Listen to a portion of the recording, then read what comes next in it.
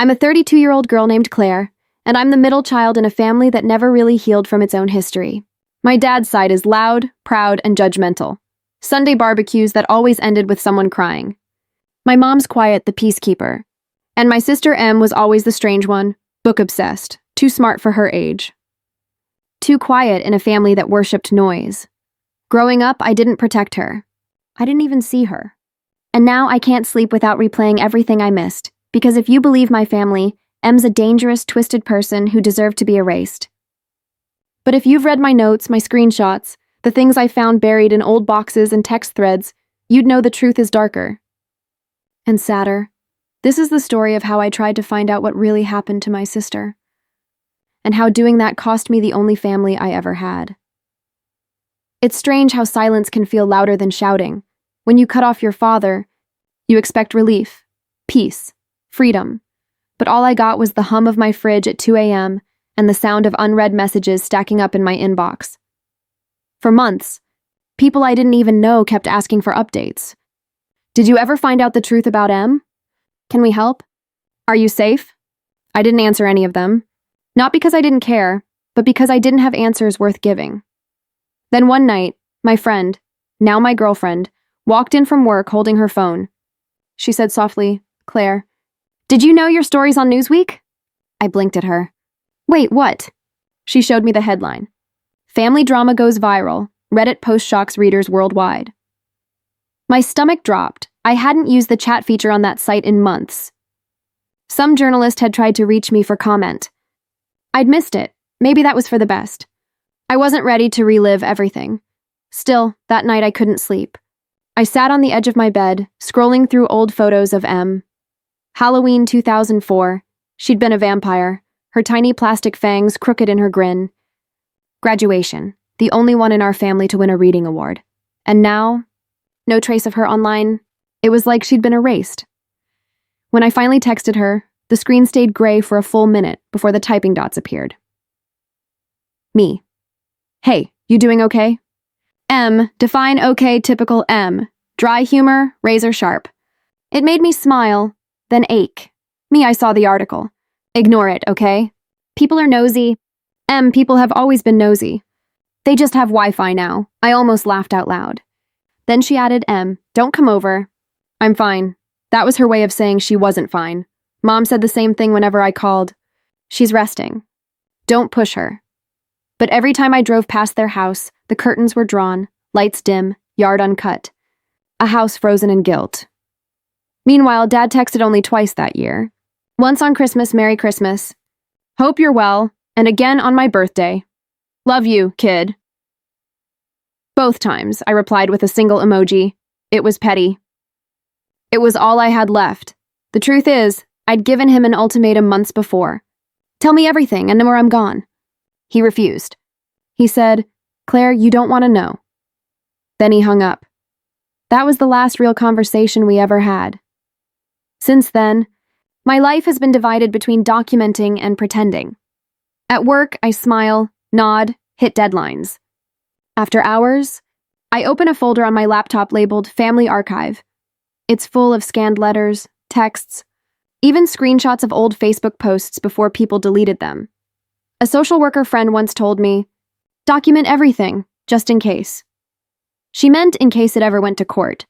I didn't think it would, but the more I gathered, the more I realized how deep the cracks ran. Every family has its stories. Ours just refused to stay buried. One Friday night, while my girlfriend was at her shift, I poured a glass of cheap red wine and opened another subfolder. Christmas parties, 1999, 2000, videos, photos. Little kids running around, adults laughing too loud. And there, in the corner, Em at 9 years old, sitting cross-legged on the carpet, whispering something to a smaller girl. The girl's name was Jenna, 5 years old. Blonde curls, pink dress, face serious. The camera panned away before anything else. Just two kids in a corner. But that tiny clip made my chest tighten. Everyone said that moment was when everything went wrong. That whatever Em whispered ruined a child's life. That it proved she was sick. But watching it now, all I saw was a lonely kid trying to play make-believe. A kid no one really watched until it was too late. I closed the laptop and stared at my reflection in the dark screen. I whispered, "What did we do to you, Em?" The room stayed silent, but my phone buzzed. Em. "Stop digging, Claire. My throat went dry." Me. "How did you... Em. I just know. She always did." That message was my turning point. Because if she was... When I got home, I scrolled through my messages from Dad, then opened a new one. Me. "Why did you lie about Em?" He read it, didn't reply. So I sent another. Me. "You called your own daughter a psychopath." "She was a child, Dad. She played a game." No reply. An hour later, he blocked me. That weekend, my cousin Mark messaged me from an unknown number. "Mark, you're brave to dig this up. Grandma's gonna lose her mind if she finds out." Me. "Maybe it's time she did." Mark, "Just be careful." People still think Em's dangerous. Dangerous. The word made me laugh out loud, bitter and tired. Em wouldn't hurt a fly. She cried over roadkill squirrels. I started writing everything down like a timeline. 1999. First game. 2000 second game, Jenna faints. 2001. Family turns. Fun 2. Disownment. Then I added a note at the bottom. The truth isn't lost. It's buried under everyone's shame. By the end of that month, I'd filled 2 notebooks. Names, dates, screenshots, receipts of lies. But the more I uncovered, the less I recognized my family. The laughter in those old tapes didn't sound warm anymore. It sounded like denial. I drove to Grandma's house one Sunday, parked across the street, and watched through the windshield. She was on the porch watering fake flowers. Same as always, I almost got out. Then I remembered Em's text. "Stop digging. Claire." So I sat there until the sun went down, then drove home in silence. That night I dreamed of Em at 9 years old, sitting cross-legged in that blanket fort, whispering to Jenna, "It's okay. You're safe. It's just pretend." And somehow that made me cry harder than I had in years. After that diner meeting, I stopped pretending to be fine. My girlfriend noticed first. The empty stare at breakfast. The late-night typing. The way I'd wake up whispering Em's name. One morning she said softly, "Claire, I love you." "But this thing you're digging through, it's eating you alive." I smiled, tried to joke. "Don't worry, I'm just solving a mystery." But it didn't feel like a mystery anymore. It felt like digging up a body that everyone else buried. I started spending weekends in libraries and county offices. If you know small-town America, you know how gossip seeps into everything, even old records. I requested public logs from 2000. There it was, a disturbance call on December 26th. Location, my grandmother's address. Reason, domestic verbal dispute following minor injury to child. Fainted. No mention of Em's name. Just juvenile female, age 9. That was her. It wasn't proof, but it was something. Then I found an old email chain.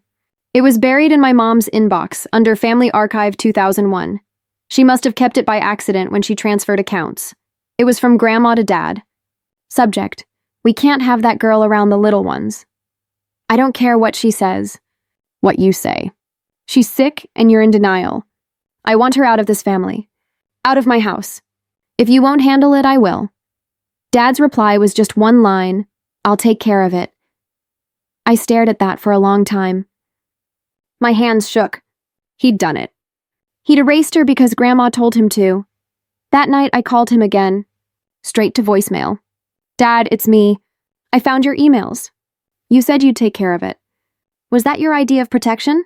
Of love?" Silence. Then the tone beeped. I hung up shaking.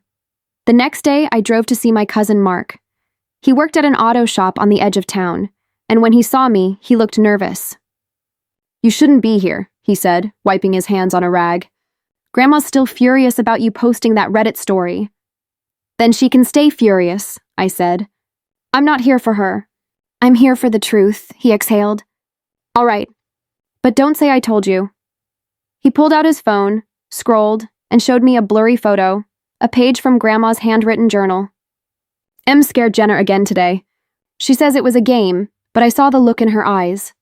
I don't know what's wrong with her. I can't sleep knowing she's under my roof." I asked where he got it.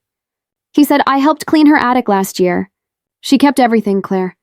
Letters, photos, even a shoebox labeled M, like she was collecting evidence. That night, I texted Aunt Gina again. Me, did you know Grandma kept journals about M? Aunt Gina, of course she did. She always needed someone to blame for her guilt. Me, what guilt? Aunt Gina, ask your father. I didn't, not yet. Instead, I texted me, did Grandma ever tell you she kept journals about you? Of course. She used to read from them during dinner.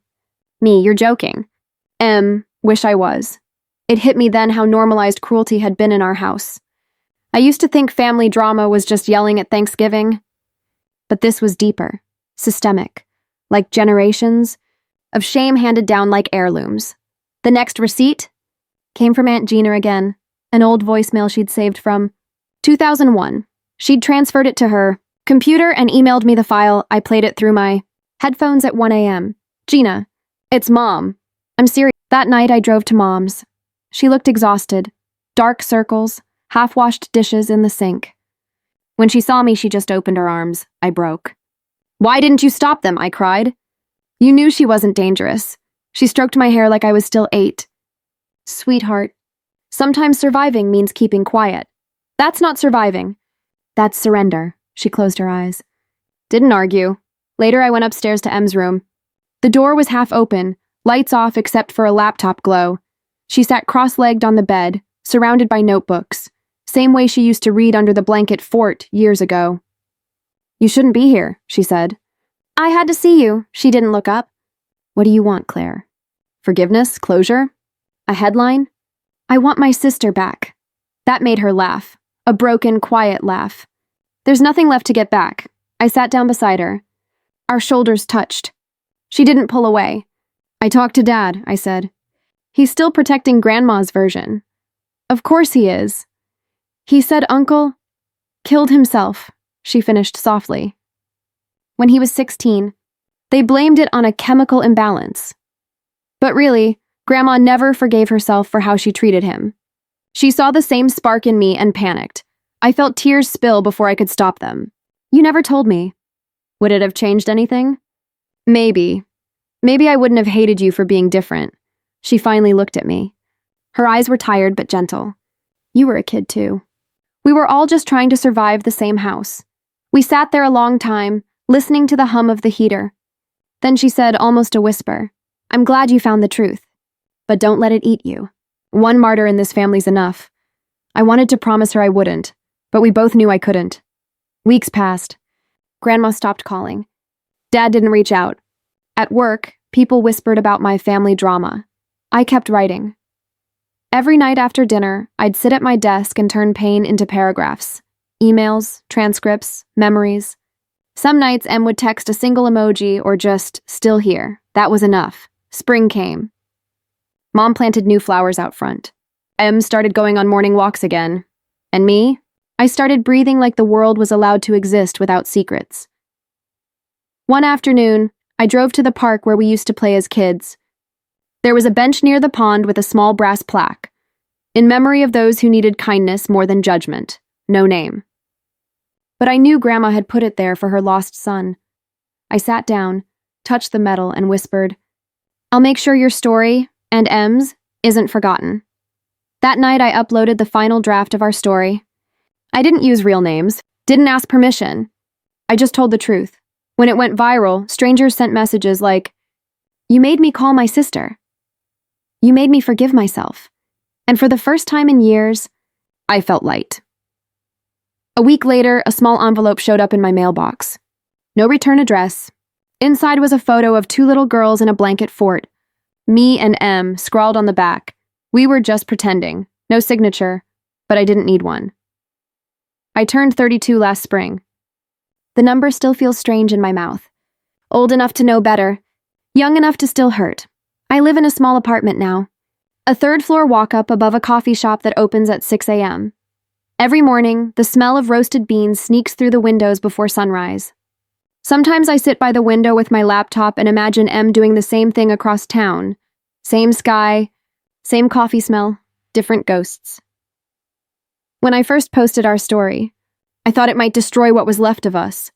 But it did the opposite. People wrote from everywhere. Oregon, Florida, even Canada. They said things like, I thought I was the only one whose family erased someone. Your story helped me talk to my daughter, and for the first time in decades, I felt like the truth was useful. Like maybe pain could feed something other than shame. M never commented publicly, but she texted me one night, M. They're finally seeing me as a person, not a rumor.